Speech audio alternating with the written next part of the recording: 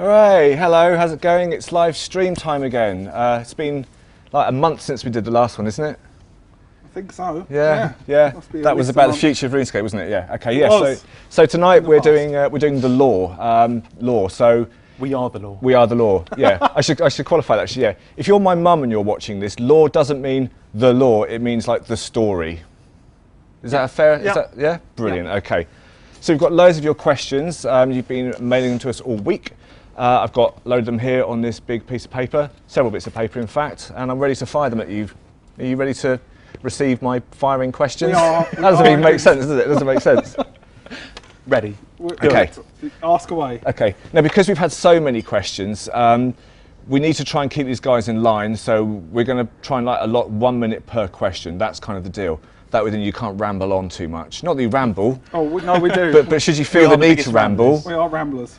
And we've actually enlisted a bit of help this evening to make sure that we do keep everything on track. And do you want to come on, penguin with a bell?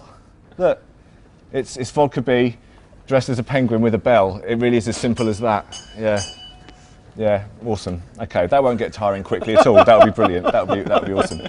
So there you go. That's a pretty good incentive for you to try and answer your questions within 60 seconds. We will. How are you going to have a stopwatch if you've got a bell in one hand and flippers for hands? Good question. Okay. She'll just count. We'll work it out. Okay. Just count to 60 repeatedly. Right. Okay. Let's get started then. Okay.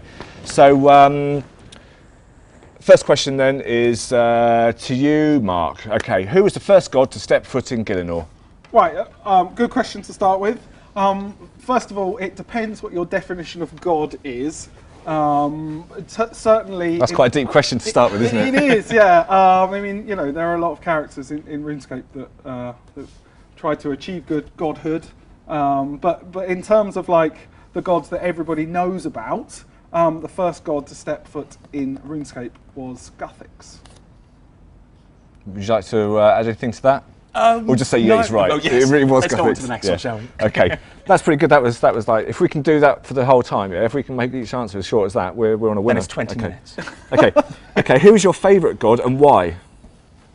Dave, do you want to start with that one? Yes. I'm going to be cheeky. I'm going to say that my favourite god is one that isn't a god yet. That's making it difficult right from the start. It's rude, I know. Yes, there's a character in game at the moment that will soon ascend to godhood. Spoiler alert. Oh yeah. Oh damn it. Sorry. So my favourite god is one that's not a god yet. So cheeky answer. And you're going to leave it hanging like that? Yeah, I'm not going to say any more. Yeah, well, we may well elaborate slightly more on that. Yeah, later. we'll drop some bombs, drop some hints later. Drop some bombs. I'm equally going to give a complex answer to that question, which is that my favourite god isn't one god; it's actually a group of gods, which is the desert gods. Why couldn't you just say Guthix? We refer to because he's not my favourite god. Okay. Don't like green. Spends too much time dressed as a sheep. For me. Anyway, the pantheon of desert gods, like Krondis, Atmakan, those kind of characters, I think. Yeah. Go on. We got the gist. Desert gods. Okay, desert gods, and one that doesn't exist. That's just the worst answer. Hopefully the rest of the answers will be better than that. Okay. Are there more Dragon King than Sitfath, Strithath, and Sacker? How do you pronounce that? Strithath? Yeah, that's right. Okay, well that's a typo then. Strithath and Sackirth. Yes. Right. Are there more Dragon King than those three Kerapak. currently active? And what happened to Kerapak? There are more Dragonkin than just the ones that you've seen so far. There's probably about a dozen hanging around RuneScape or near to RuneScape. And yeah, it's about a dozen, and I'm sure there are more characters that will be introduced to the players in the short to medium term. Okay. And Kerapak was a bit of a kind of a rogue Dragonkin. He didn't do what the Dragonkin should have done. So I think you're going to see more of him. I find it kind of interesting. Okay. By the way, that was asked by FS Well, and they asked 53 questions. They put 53 questions on the thread. We're going to have to do another stream just for SWL. FS Well. Right, okay. Any hints or information on who Nomad's Master is? Yep. Nomad's Master was Lucian. He obviously Nomad's had a bit of a bad time of late. Got his bottom handed to him quite squarely by all the players, which have fought him. Not all the players. Or not all of the players. That's true. Only a few. Few of the players that have managed to defeat him. And obviously he's sort of thinking about what his next move. because Lucian is no more. Okay. Agree with that. Brilliant. You've got the Osborne Ditto. seal of approval there. Excellent. The Davo ditto. Okay. Okay, what are your plans for Kudos Island, if you have any yet? So Kudos Island was something that we started talking about many, many years ago. In the office we have a kind of name for it, which is Fossil Island. There's various different things that we want to happen on Fossil Island, but it's a massive project. It's something we've decided to park for now, not something that we're actively working on. But again, it's one of those things I'd really like to do in the future. Fossil Island will have lots of fossils on it. Really? No way. And is where one of the Dragonkin is.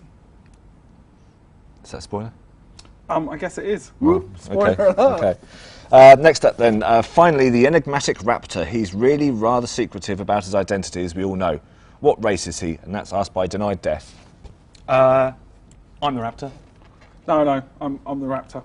No, honestly, he's the Raptor. Is he like- He comes in every he like the morning in Stig? the suit.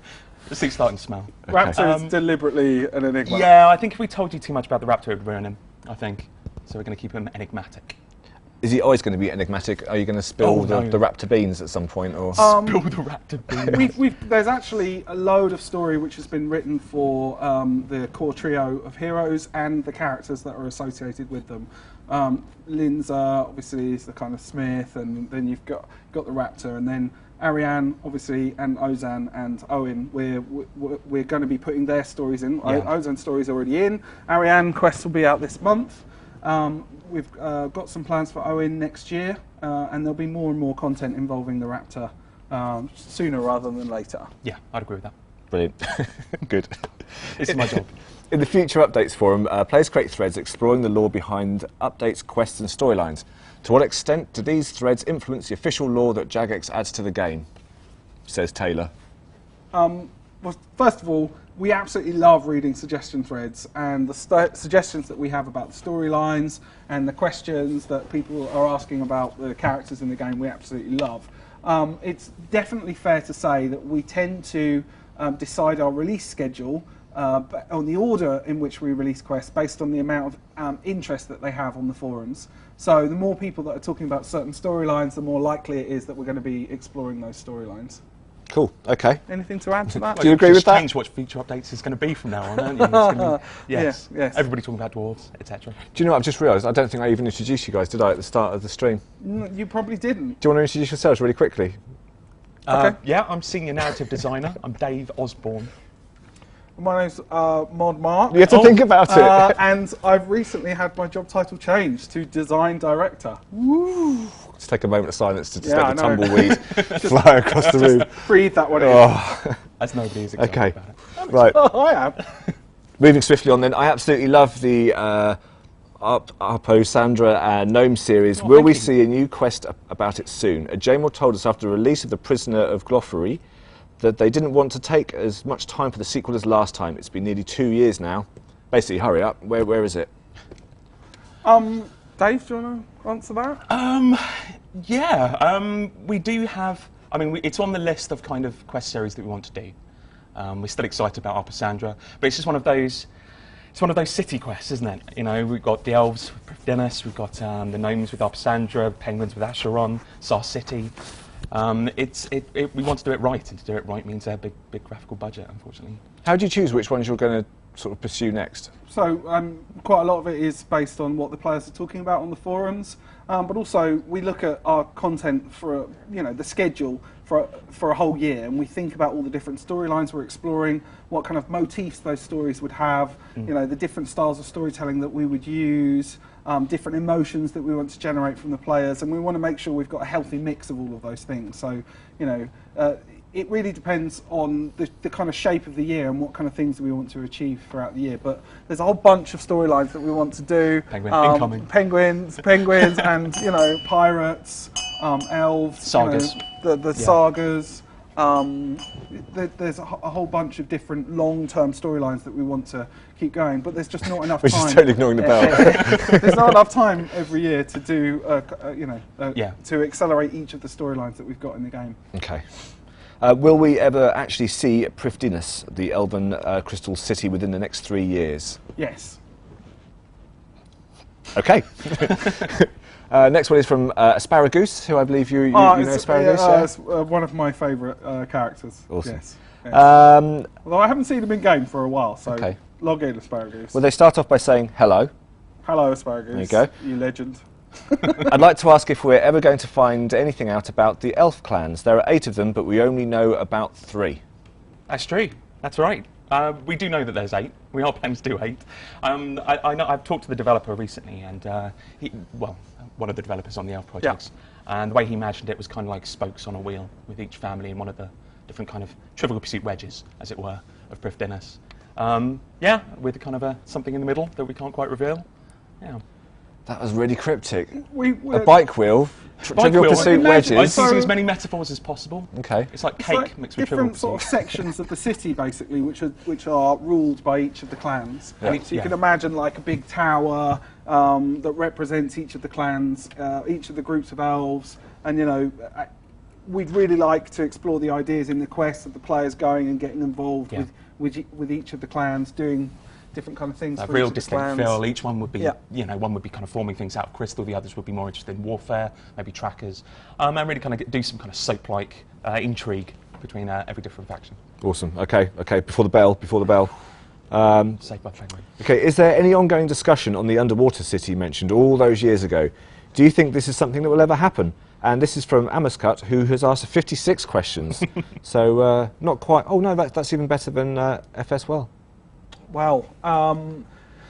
So the underground city was, it still is something that we're connecting with the pirate storyline. All of the different stories to do with Rabid Jack and what happened to Rabid Jack at the end of one of the first pirate wars. If you've watched the cutscenes, you'll know that he was kind of, I think it was tied to an anchor and then chucked to the bottom of the sea. At least he certainly disappeared off the edge of the ship. So we've got various different ideas to do with underwater cities and his influence on those cities. And there's all sorts of different things that we could experiment with things like that. Certainly the developer who came up with the ideas to do with the Pirates series, it's got a really kind of interest in H.P. Lovecraft, Cthulhu, those kind of storylines. And if anyone knows anything about those, the concepts of cities like Relay, which is this big kind of underwater city that kind of rises to the surface, links to things like Atlantis. There's lots of really cool sort of real world stories and lore that we could learn from and explore within the realms of RuneScape. I think you got it in there just in time. Okay. What can you tell us about the Eastern Lands? The Eastern Lands. Yes, I'll do that one. Yeah, go on. Yes. With the ports, the player-owned ports, which of course we announced earlier last year in fact. I'm really excited about that. Spoiler alert coming up here. Oh yeah, true. So yes, the Eastern Lands. We're going to explore. We've got pages and pages of storyline data on what we're going to do with Eastern Lands. We've got some interesting things. We'd like to talk about. Basically, it's a world that is surrounded, an archipelago, got to get it right, surrounded by sea monsters. And so you've got these Khans who are rulers of different islands, who they've got sea singers who can kind of control one sea monster, but one sea singer gains the power to control all of the sea monsters. And it's about the war that sea singer has created. And we're going to do that storyline in ports. There'll be 6 different campaigns, all playing through that storyline. Wow, that's quite a spoiler. The players have seen one of the sea monsters already, haven't they? Yes. So the Thalassus from Deadliest Catch, and also the mermaids and the siren as well, and also Eastern Lands related. Okay. I should point out actually, guys, that if you've got any questions or you want to know a bit more about one of the answers, or if you've got any comments about any of the answers that the guys give, then if you tweet us with the hashtag RSLive, then we're going to pick those up. And once we've got through this big mountain of questions we've got here, we're going to fire some more at you as well, if that's all right with you. Done? Yep. Yeah? Brilliant. Okay, so that's hashtag RSLive. Right. Will Daelt Ore from the Myreki series ever be dealt with? I was wondering if Daelt Ore will still be a part of the future Myreki quests. Do you want to take that one? Yeah, I'll take this one. I suppose spoiler. Daelt Ore. Crab hand spoilers. Crab hand spoiler alert. So sock puppet. The Daelt Ore, if you don't know, is created from the Stone of Jazz, where it was previously. So just like it created the Fist of Guthix, there's Guthix where it had previously been. It's magical essence that's left behind by the Stone of Jazz.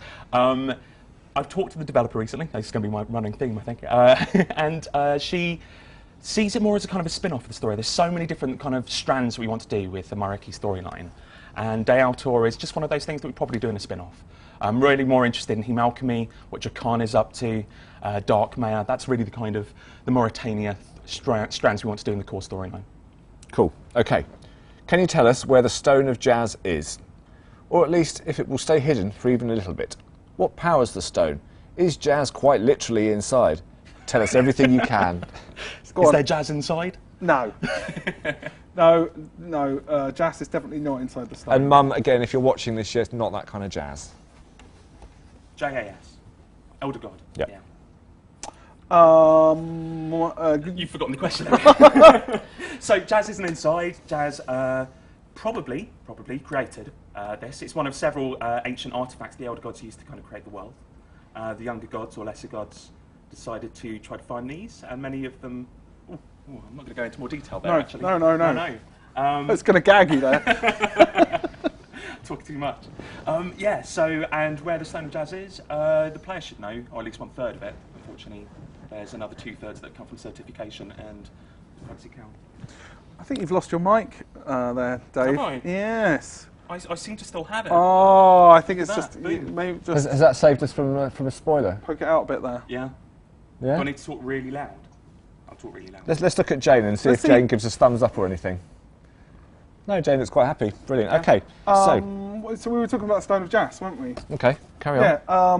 Yeah. It's such a powerful thing. It kind of just leaks magic, which is why it's affected so many of the different areas that. This thing's created worlds. Yeah, effectively. Exactly. And at the end of Ritual of the Majorat, the player and some of the Croxaqual had to hide the Stone of Jazz. And it was deliberate at the end of that quest that none of the characters knew exactly where the Stone of Jazz was going to be, because they didn't want it to fall into the wrong hands again. So that's why nobody knows. Good answer. Okay.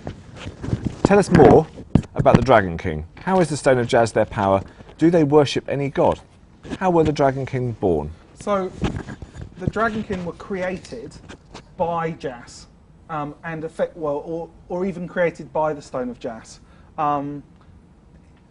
Sorry, we taken back by Jane's audio. waving a massive sign saying audio issues, please bear with us. Dave's going to sort out. I think your audio's failed completely, Dave. So the Dragonkin were created by Jazz and using the Stone of Jazz, and the Dragonkin are like the defense group. They defend the Stone of Jazz, and they make sure that the Stone of Jazz isn't used for purposes that Jazz didn't want it to be used for. They don't necessarily worship a god. They kind of do. They're caught in this turmoil, really, because they're nothing without the stone. When the stone is used, they are given power, and they're given huge amounts of power to stop whoever it is who's mucking around with the stone. So if you can imagine the stone's got that much power, the Dragonkin have to have an equal amount of power to stop people from mucking about with the stone. But they're caught in this turmoil because they're bound by the stone. They hate it, but they love it at the same time. They can't act without it. There's loads of really cool storylines to do with the Dragonkin. As you know, the Dragonkin have been experimenting for many, many years. You know, they created the dragons, they created the various different versions of dragons that exist within the game, and all of that creation is for a purpose. And I'm going to give a bit of a reveal. That purpose is so they can find a way to breed, so that they can find a way to reproduce themselves, so that they can create their own kind of cities and their own, big families, and not be so bound by the power of the Stone of Jazz. It made me jump. Right. Okay. I think that's a subtle message from Vodka being a penguin suit there. Yes. Carrying a bell. Right, okay. How much of Guthix's power was his own, and how much came from the Stone of Jazz?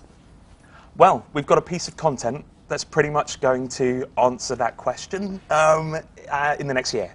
So what it is to be a younger god or lesser god, and how they came to be, is probably going to be something we explore, probably. Okay. I have questions about... It's worthwhile pointing out that is going to be a massive, massive, massive quest. Awesome with a capital A and W. Yeah, it's the quest that everyone's been waiting for. And I don't know, I've never been so excited about one storyline ever. Yeah. It's going to be amazing. My buttocks are trembling. Really? Oh God! I thought that was the. Oh dear. I thought that was the sofa. Okay. I have questions about the edicts of Guthics. What exactly are they? What do they include, and who do they affect? Are they some kind of power, or just rules that must be obeyed? What do they allow, and what not? We had a good conversation. We had a long one, didn't we? Yeah, We did. we were in agreement pretty much. Yep. I mean, the way we see it, or the way I see it, is that they don't actually exist in kind of any form. You can't pick up a book and there it is. It's the Edicts of Guthics, or a stone tablet on a mount, or whatever. It's very much what Guthics said when he came to RuneScape, when he banished all of the gods, when he laid down his rules. This is what he said, and so each of the different gods will have a different interpretation of that. Maybe something that they're slightly relaxed, maybe something they're quite strict. And each of those different factions have just been kind of pulling at the edges of the edicts to see how much they can get away with, how cheeky they can be. Okay. I always think of them as like a set of rules that a parent will give about how a child must act in the house. Yeah. Like, you'll say you can't draw on the walls. There's nothing that's going to physically stop you from drawing on the walls, but you know if you draw on the walls, something bad's going to happen. And that's kind of how I think about the Edicts of Guthics. But for those who don't know, the edicts, the important part is that gods cannot directly manipulate the world. Okay. Last question on jazz. What are jazz hands? Jazz hands tend to be like this. Brilliant. Okay. Or my personal fan, jazz webs. Right. It's a good time to move That's on. an important Right. question. Okay. What player did that come from? That was from Voil00. Okay. Good question. Okay. I feel my poor lord Armadil is often ignored when it comes to lore. Little information is ever given about and is often vague. When will we know more? Yeah, Armadillo will get his day, I think. Definitely. Pretty soon as well, I'd Yeah, say. we're planning some pretty big stuff next year to do with the gods. And I'm sure Armadillo will feature heavily in that. Okay. Are you going to tell us what some of that big stuff is? No. Ooh, okay. Where's a bell when you need one? Okay. It's going to be epic. All right. You can Okay. piece it all together from what we've been talking about. I'm Yeah. pretty sure. Yeah. Did Zamorak flee Gielinor when current sources say he was banished for his crime to escape the wrath of the kin after he used the stone to ascend to godhood? Yeah, so with that one, I mean, I imagine Zamorak in a kind of interesting conflict in that he wants to be the first one back if, say, God suddenly started coming back. But he's also acutely aware, since he did it, that, you know, people kill gods and he is vulnerable. So he's probably put himself in a place where he can, be safe but also come back quick. Yeah. Okay. Guthix is the god of balance, Zamorak is the god of chaos, Saradomin is the god of order. What is Zaros? Power, will, control? That's a good question. I like that one. Yeah, this is another one we were talking about for quite a long time. There's different interpretations, really. In fact, the description of the first three gods there I wouldn't necessarily agree with. Right. Okay, let's start at the beginning then. But I certainly What's think- Guthix the god of? Zaros, we said, was will. Well, control. Control, Yeah, sorry, control. yeah. I see him as very controlling, Machiavellian, and kind of pulling the strings. You know, people don't know they're being manipulated by Zaros. But I mean, there's other stuff. I mean, Zaros, of that list, you did mention Zaros is evil and and emptiness. Those are two things that are often put with Zaros. He's a lot of things, but that's part of the control, you know, and manipulation. He wants to stay mysterious. We see him as a bit of a puppet master. It's going to be so good to write stuff for him, if we ever did. Oh, imagine.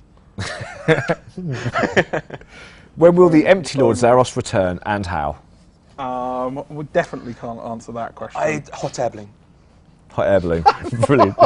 I'd love to see that. Okay. He just made that up, by the way.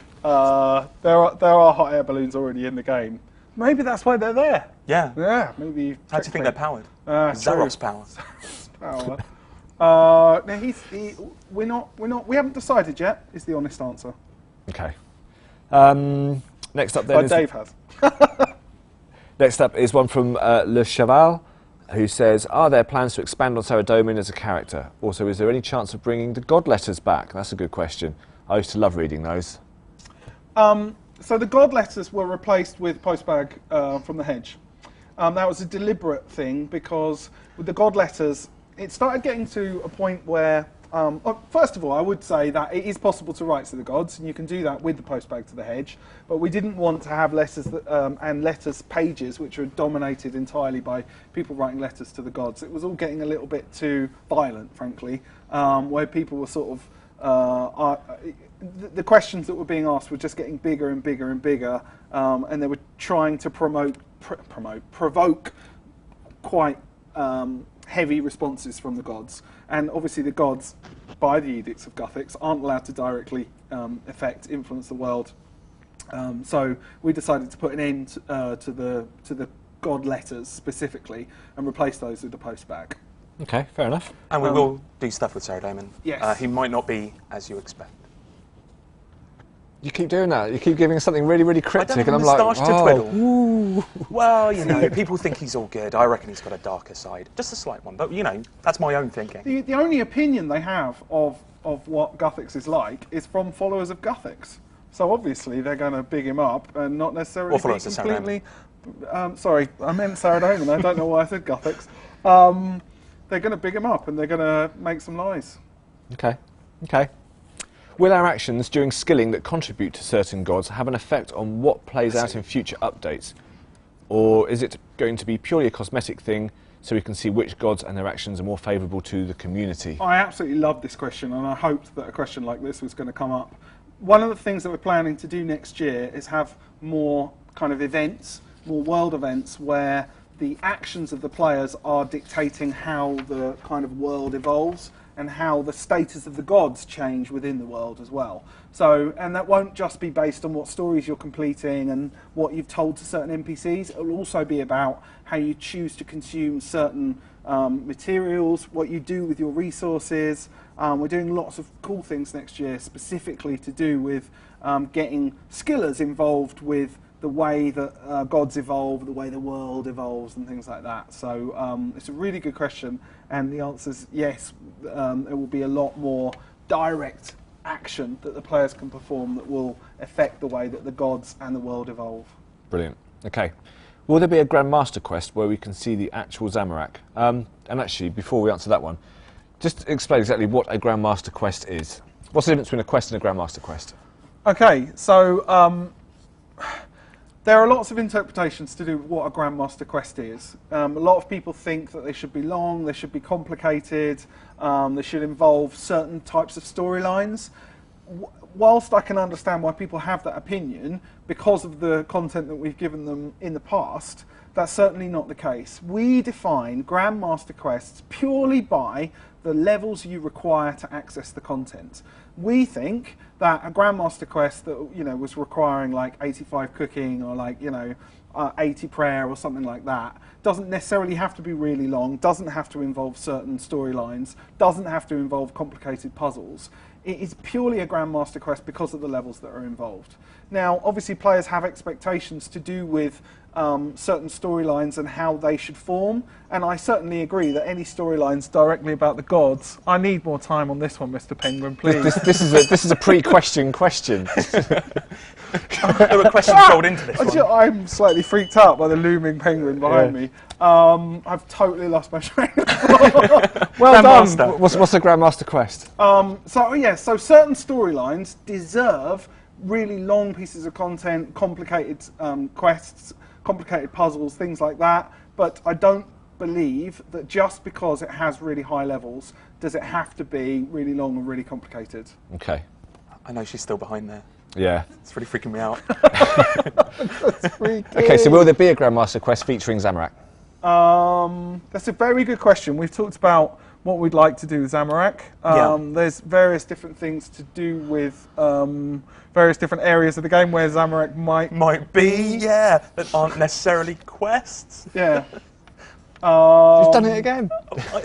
I don't want to give too much spoilers here. I mean, it depends, For example, those players that have explored lots of Demonheim, they will have read various different pieces of lore, the letters that players can pick up, and there's direct references to Zamorak. And even in the saga that we produced recently with the Moya one, the Moya saga, there's lots of reference to do with Zamorak, and maybe Zamorak being at the bottom, and what happens with Bilrak, the Majorat, and what happened with Moya, and that's it. So I really feel that the best way to tell that story would be to continue those stories. Yeah. Okay. To continue the sagas. Can you tell us a bit on the background of Karshai? it would be good to hear something from him, as he's the least known Majorat who isn't confirmed to be dead. Oh, I love this This question. is we were hoping for this question. So Karshai is the only Majorat that's on RuneScape on Ginanor that hasn't been accounted for. But he is in game currently. Players can go up and talk to him. Really? Yep, he exists. He in does the game. exist. He is not aware that he is Karshai. So there is a current character in game that you can talk to, who we may introduce later on, who is Karshai. So speculate all you want, but he is there. And That sounds like the start of a competition. Can we have people like sending in think so. some? I think that would be a really good competition. Yeah. Yeah. You Okay. can win a penguin suit. Okay. But Save and announce the competition. Let's make a little competition out of that then. that's it. So see if you can guess who Karshai is. By the end of the month, you win something that Mark's getting good at making cakes. He'll make you a cake. Okay. That's not much of a prize. Tom, Second prize is 2 cakes. So You asked me to, I'm sorry. So second prize will be the penguin costume that Pooj is wearing, and first prize will be a cake from me. Thanks, Dave. That's Brilliant. all right. Okay. Live TV, everyone. Well, we can actually announce it then. If we run a competition on this, we'll have to actually announce that's who true. it is, won't we? We'll just release a quest. Yeah, it's true. Put some lore in the game. Should probably do Add that. some text to it. When are you think that might happen? Could this be the longest competition in the world? Or? No, all right. Let's say for sure, January, we'll add something to the game confirming who is the Karshai. Wow, is that just like content? Right. That's just content just coming off the cuff, then, Yeah. is it? Awesome. Okay, love it. Okay, right. What's my next question? Who is Shine that? of cars? I always wondered Don't give that. any clues. Who is that dead body wriggling with maggots found on the last floor of Demonheim? This is a question about RuneScape. Yes. Yeah, I think when the journals were put out for Demonheim, there was only one character that could have been. But since we've got the latest saga, there's a bit of debate, I feel, about who that might be. I think it's between two. I think the guys would be happy with me saying that it's probably one of Bilrak or Moya. And hopefully you get to explore that later. Okay. The signature heroes are a relatively new piece of lore, and I have 2 questions about them. How did you come up with the idea of them, and what is planned for them in the future? That sounds like quite a big question. Can you ask that again? The signature heroes are a relatively new piece of lore, and I have 2 questions about them. Number 1, how did you come up with the idea of them? And number 2, what is planned for them in the future? So I'll answer question 1. You can answer question 2. Sounds good. So we created the. And back off, Penguin. This is going to be a long one. It is. We created the heroes because we wanted to have a group of characters to explore the early storylines of the game, and to have like almost like a mini clan for new characters, new players to immediately be able to relate to. MMO games are notorious to have for having quite aggressive communities sometimes, and new players feel quite intimidated. They don't want to get involved with the massive community like straight away, which is a shame, but you can understand why. It'd be the same for any kind of walk of life, really. So we wanted to create this kind of network, this group that the players could relate to, they could get involved with, they could build relationships with them, and they would almost act as that small community in the early parts of the game. There were also, I'll be honest with you and say there were strong marketing reasons to do that as well. We wanted to have key characters, like archetypal characters, the ranger, the mage. I said back off, Penguin. The ranger, the mage. The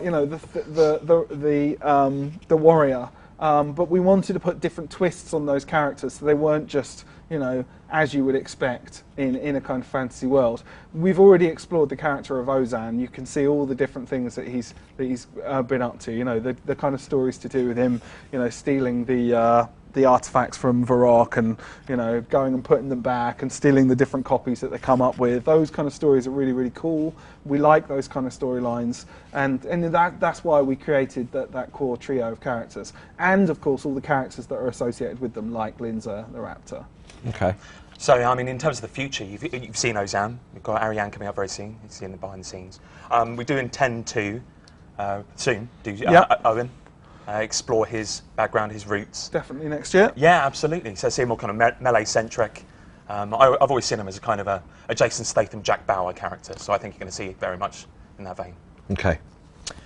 You can't see her, but there's a penguin back there. Right. Do Firewatch eventually become full vampire, or are they born full vampire, or are they converted to a full vampire? And where do they come from? Yeah, I can see why you get confused with that, because the Firewatch are more of an occupation rather than a kind of particular race or breed of vampire. So a vampire from Vampirium could become a Firewatch, as can one who's just created by another vampire. But in terms of how many created vampires there are and how many are from Vampirium, there's, I don't know if you asked that question, but So where do they come from? You go for it. yeah, why not? There's very few from Vampirium, which is the home place, the world where vampires came from, and those are vampires that were born as vampires. They didn't stick their teeth into somebody's neck. And there's probably only a few in this world. That includes Rhanis, Vaniscula, and Drakon. Okay.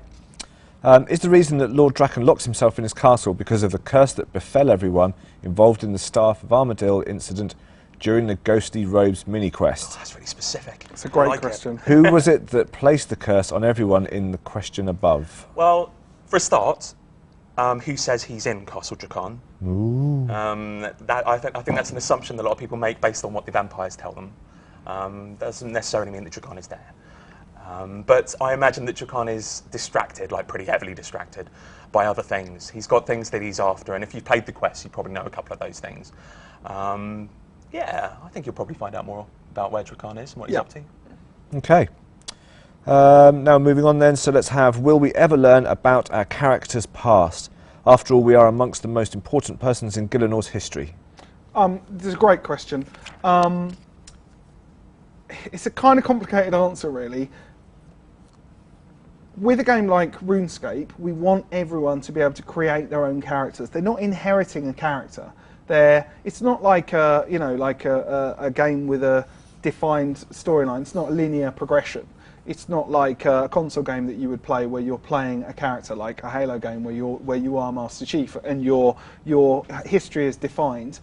When you're in role-playing games, particularly a game like RuneScape, I want the player to be able to decide what their background is, rather than us define it for them. I think there'll always be times where we're visiting the past, where we're allowing the player to kind of explore elements of the history of the game, but really it's entirely up to them what their history is. I think what we can do is provide them with cool content that they can define what their future is by the way that they consume the content that we give them. But I don't want to do anything that defines their character's past, because that's not what role-playing is. Cool. Will you release a definitive guide to the lore? Oh my, that would take honestly years. I would love to, and it's probably something I should do. It's not something that'll happen overnight, because we've got a lot of kind of lore that's kind of in our wikis at work. We've got all of these stories that we've built up, all of the intentions for the future plans. But it's trying to unpick what the players know, what they don't know, what we intend to do for the future. It's going to take a lot of work, but yeah, I'd love to. And I've probably committed myself in about a year's time to do that. Wow, that's a job and a half, isn't it? It is. We've got 10 years of content, rich content, a lot of story. And one of the joys about this that I find with RuneScape, what might defeat the project a little bit, is that people find out the stuff for themselves. They go out and pick out little things, and because there's so many unreliable narrators in RuneScape as well, then you're not really sure what's true either. So people are picking up all these details, working it out on the future updates forums and on the regular, recent updates forums. And we're just working together, so that it would also lose that bit. So we'd have to do it very carefully. Okay. I think it's worthwhile saying that there's different levels of lore. There's the lore that the players understand based on things that have evolved within the game. Then there's the lore that they understand based on the things that NPCs say within the game. But as I was saying earlier, even the NPCs within the game have their own interpretation of lore. It doesn't mean it's necessarily true just because some character said so on the street. So for us to publish a lore Bible, a guide, a big heavy tome, I should say, of stories, would also mean that we would have to give loads of reveals about the content in the future. And to be honest with you, we've got loads of storylines where we've got to a certain point and we don't know where they're going to go next. That's almost like the joy of some of the storylines that we have. We like the fact that we get new developers involved, we hand them storylines that other players, that other developers have expanded on. They've moved on to other things, and we let them take the storyline in a slightly different direction. Like the monarchy storyline is a really good example of that. You know, there's things that we're doing with the monarchy storyline right now that 6 years ago I hadn't imagined we would do with it at all. And I'm not disappointed by that. It's just the direction that the developer wants to take it in, and we're really happy for that to happen. We want the developers to feel that they can explore their own creativity within the lore that we've put together. So it's not actually in our interest to have a really heavy framework that surrounds the lore of the game. There's certain storylines, the really big, massive, important ones, and we know where we want them to go, and we have a kind of end goal, but that's certainly not the case with all of the storylines in the game. Cool. Okay. Do you have any lore plans for future holiday events, and will future holiday events be voice acted? I think it's the voice acting we're doing at the moment is going really well. We're really happy with the way it's evolving. We've currently got a plan with the next Tsar quest to voice the entire of the Tsar cities and all of the Tsar storylines that have already happened. So we're not just going to be voicing the new content that we're doing, but also looking back and voicing some of the older content. Certainly the content that's kind of bound within an area. It's quite difficult sometimes when you say, well, I want to voice this quest, and it's a quest where the player has to visit 4 or 5 different cities in the game, because we don't want to voice all of those things all at the same time. And I don't really want to have a situation where players are going through storylines and some characters are voiced and some aren't. I don't really like that inconsistency. So we are going to be doing more stuff, more voiceover, and we'll be looking back at older content that's appropriate for voicing. With regards to the question about the holiday events, this year we took the difficult choice of putting slightly less development effort in our holiday events, and that's purely because the previous events that we used to do would take as long, if not longer, than a sort of medium-sized quest, and that's content that only lasts in the game for sort of 2 or 3 weeks. And for me, that didn't really work. That kind of economy of scale wasn't good for us, because it meant that we were basically throwing away work. And I wanted to be in a situation where we were using our development time to make permanent improvements to the game, permanent content. So we've put a lot less development effort into creating the holiday events, although we were committed to continue doing them because it is something that I quite like. The community side of it, I think, is really good. Everyone running around doing things at the same time is a lot of fun. I think perhaps this year we've gone too far, and we made them too small. So we've made a distinct effort to have more storytelling and more content with the Christmas event, which Dave's working on at the moment, and we're having a lot of fun with. We're planning to do all sorts of cool stuff like that, and you're going to get involved in various different ways of videos, hopefully. So we will be doing slightly more with our holiday content, and there will be more lore involved with the holiday content. I mentioned earlier we're planning to do more kind of events next year, bigger world events that don't necessarily have to take part over like Easter or something like that. May take part over a much longer period of time. We'll see what we do with that. Cool, brilliant. Are there any plans to somehow move the... Oh, this is a great... I love this one.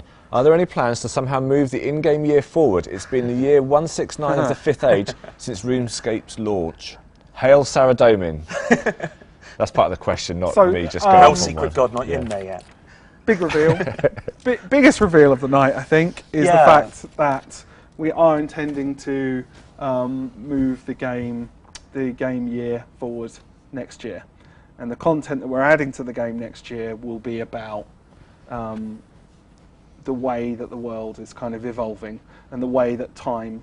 Well, sorry, that sounds far too complicated. Do you want to help out? Well, that certain storylines will be in the past. They'll still stay in the game, but you can consider that certain storylines will be in the past, and what a certain number of quests will be is in this new kind of era, almost. And we're going to define what that era is in later kind of Q&As and videos, I would imagine, but it's going to be really kind of defining and momentous. Okay, so look, I'm all questioned out. However, impromptu questions. We have been receiving a load of questions here, so I think probably the best way to do it, because I don't know how we're doing for time, Jane. Using the medium of showing your hands, how much time have we got?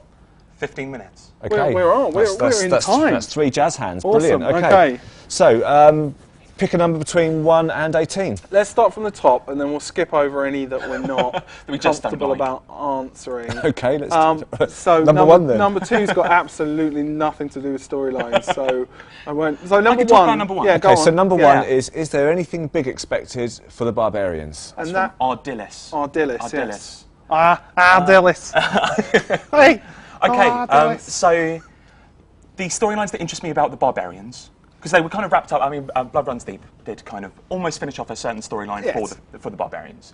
The ones that interest me are obviously the sagas we talked about. So there's Thok and Marmaris, are obviously Fremennik. I Sorry, enjoy what? that. Thok and Marmaris. Dog smash. Okay. That's him right there. Just Who checking. needs VO when you have Morocco? It'd be deeper than that though. Dog smash. But so it's that, and also I'm really interested in the kind of the barbarian invasions and how they try to destroy magic. Maybe the Camdazal and the Imkando dwarves, and all of the incursions into the mainland that these barbarians did. I'm interested in that. I think we could tell some stories about that. Obviously, it's in the past. We'd have to find a good way of telling it now.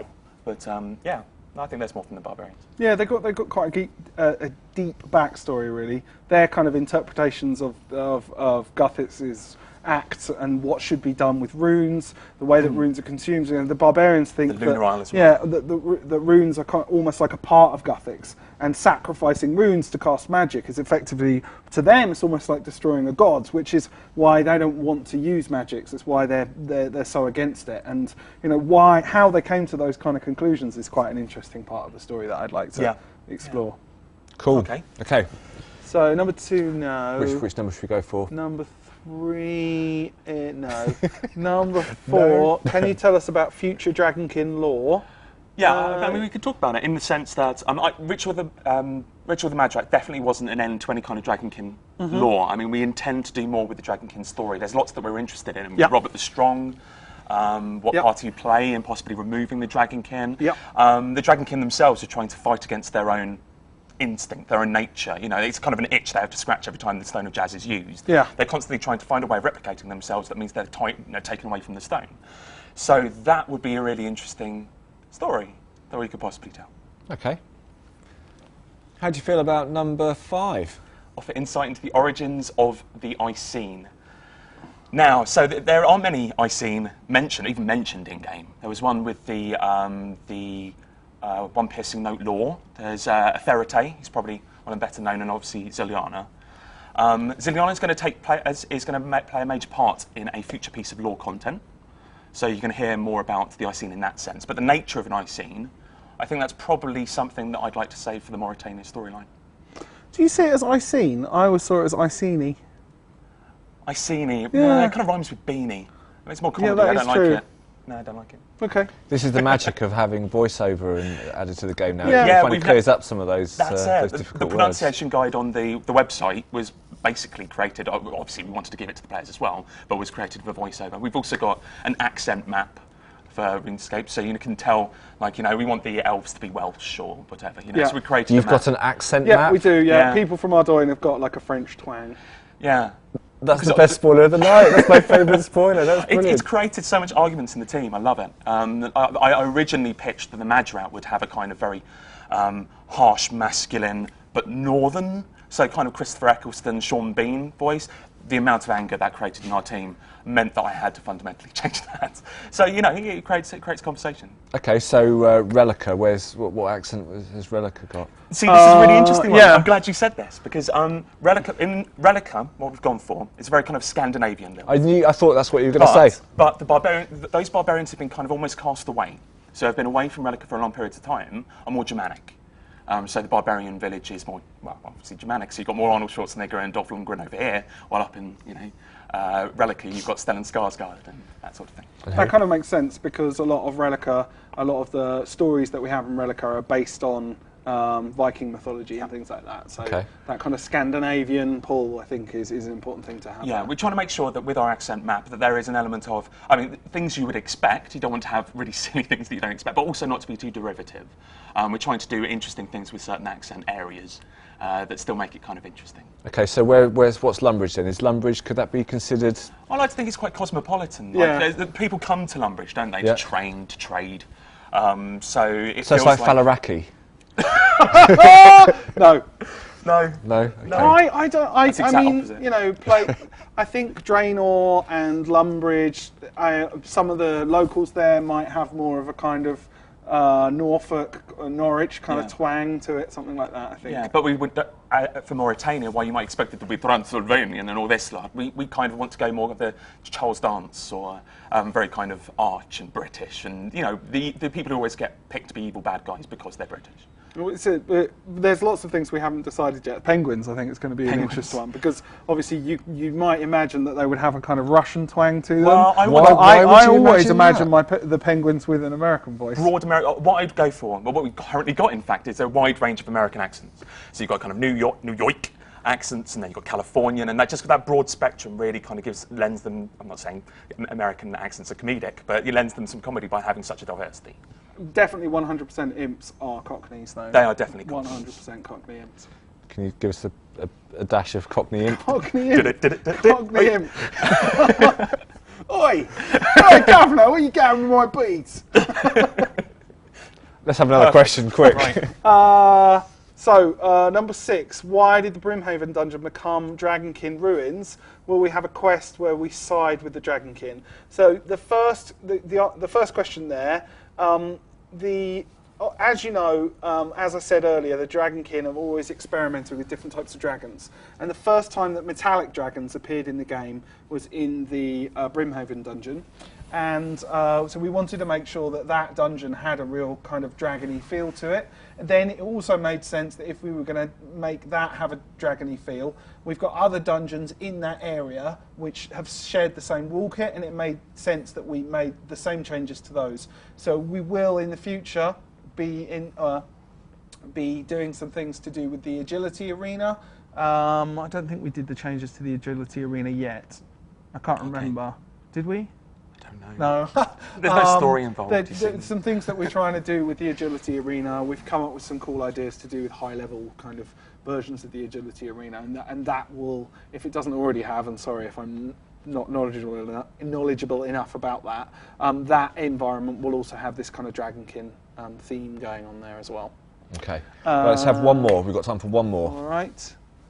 Which Was is it? Bob the Cat based on a real cat? Yes. Okay. Okay, let's have two more. Bob the Cat was based on a real cat. That doesn't count. What about who made the Romeo and mysterious Juliet was statues in removed Gillinor? Oh, sorry, go on. Who made the mysterious statues in Gillinor? I'm not going to answer that, sorry. So Romeo and Juliet was removed yeah, from that's law, not that planned one. for Camelot. Oh, right, okay. Camelot's always been a bit of an odd one, really, I'll be honest with you. I kind of liked... I'm a big fan of King Arthur storylines, so the idea of King Arthur kind of having a break and chilling out in Gillinor is kind of interesting to me, but in a way there's not much we can do with that storyline, so it's a bit of an oddity for us. Yeah. It's a bit kind of... It's strange in the way that it relates to the rest of the world. I'm not sure if I'd do anything as dramatic as removing it in the same way we did with Romeo and Juliet. I don't really know. No, I'd agree with that. It's difficult to imagine how we'd repurpose it. If I was going to do... Well, I'm not really sure, to be honest with you.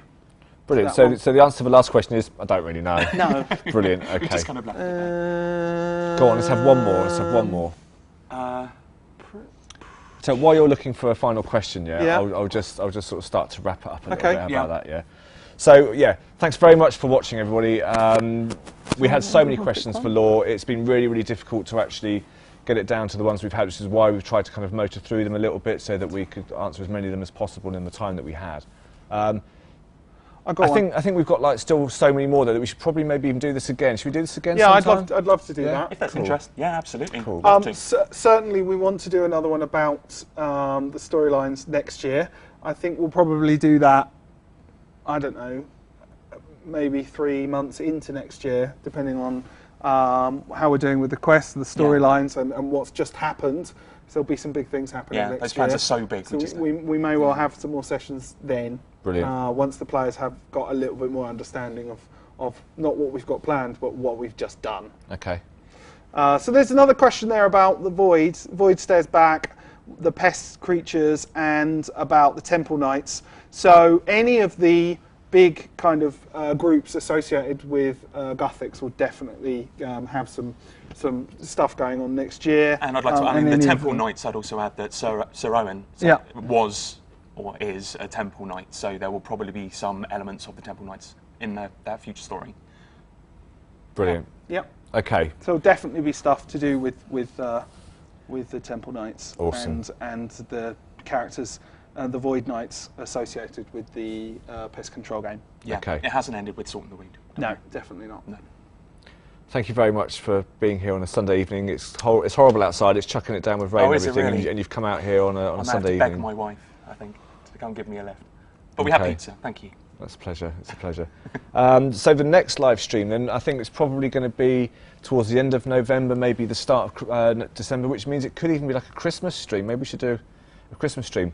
Really be fun to do a quiz, actually. Get you guys kind of as part of a quiz team, see how much you really kind of know. Okay. But I think we should probably invite a couple of our community to come in as well and see how much they know. Maybe we can pit you against each other. That could be quite good fun. And we could do some kind of crazy mastermind thing.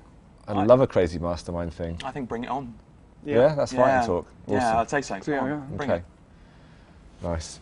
Okay, so yeah, thanks very much, guys. I think we'll call it a night then. Thanks very much for watching, and we'll see you again very, very soon. Take care. Cheers. Peace Bye. out.